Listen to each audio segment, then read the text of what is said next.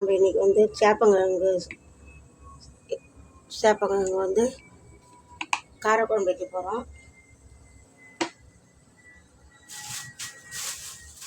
தேவையான அளவுக்கு எண்ணெய் ஊற்றிருக்கேன்.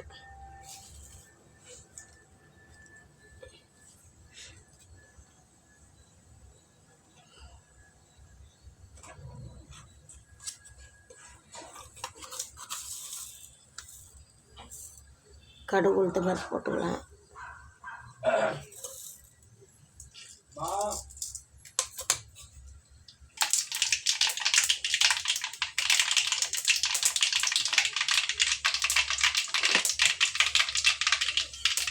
வெந்தயம் கொஞ்சம் போட்டுக்கிறேன்.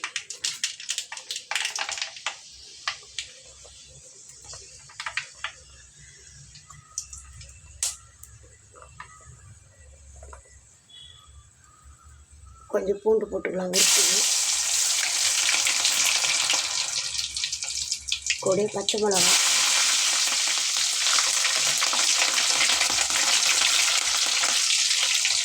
பெரிய வெங்காயம் வந்து 2 வெங்காயம் வெட்டி வச்சுருக்கேன், பொடியாக நெருக்கி. அதையும் நம்ம இப்போ போட்டுக்கலாம்.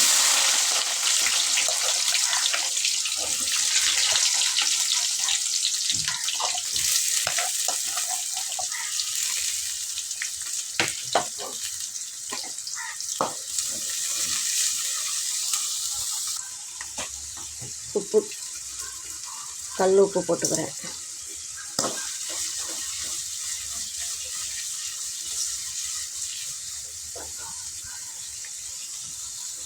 வெங்காயம் நல்லா வதங்கி வரட்டும்.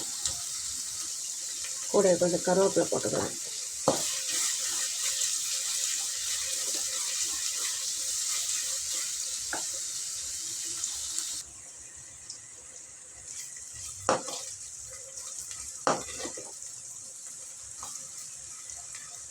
நல்லா வெங்காயம் வதங்கி வந்துடுச்சு. இப்போ நம்ம தக்காளி சேர்த்துக்குவோம். 2 தக்காளி.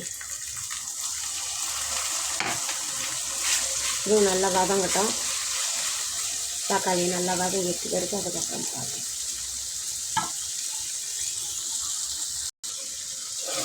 தக்காளி நல்லா வதங்கி வந்துடுச்சு.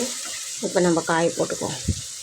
சேப்பங்கிழங்கு எடுத்து வச்சுருக்கேன், அவிச்சி உரிச்சி வச்சுருக்கேன், அது போட்டுருவோம்.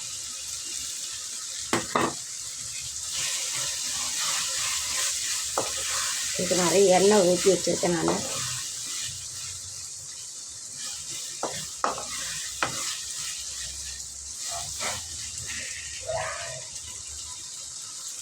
கூட கொஞ்சம் மஞ்சள் போட்டுக்கலாம்.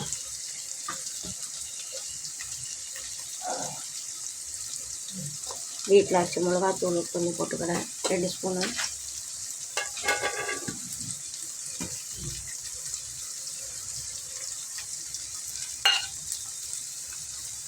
கலருக்கு கொஞ்சம் காஷ்மீரி மிளகாத்தூள் போட்டுக்கிறேன். காரம் இருக்காது அதில், அதனால் 1 ஸ்பூன் போட்டுக்கிறேன் கலருக்கு. நல்லா மசாலா வதங்கி வந்துடுச்சு. இப்போ புளி தண்ணி ஊற்றிக்குவோம்.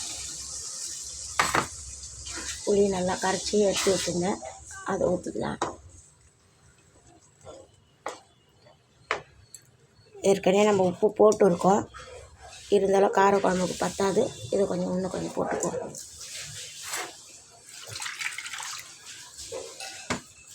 தேவையான அளவுக்கு தண்ணி வச்சுக்கினேன்.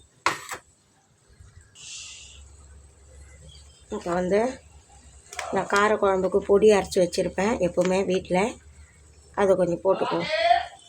1 ஸ்பூன், நல்லா பெரிய ஸ்பூனில் 1 ஸ்பூன் போட்டுக்குவோம். அவ்வளோதான், ரெடி ஆகிடுச்சு. கொஞ்சம் நல்லா கொதித்து எண்ணெய் எல்லாம் பிரிஞ்சு வரட்டும். அதுக்கப்புறம் நம்ம ஸ்டவ் ஆஃப் பண்ணிவிடுவோம்.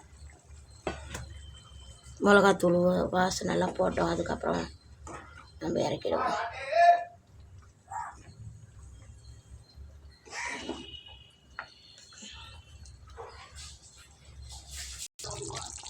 காரக்குழம்பு ரெடி ஆகிடுச்சு.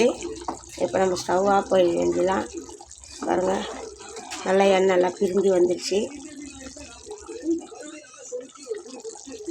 எண்ணெயெல்லாம் நல்லா பிரிஞ்சு வந்துடுச்சு.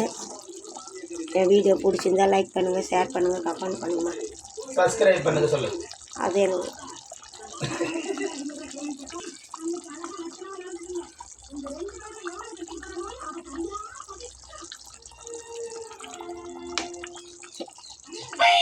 செவ்வாய்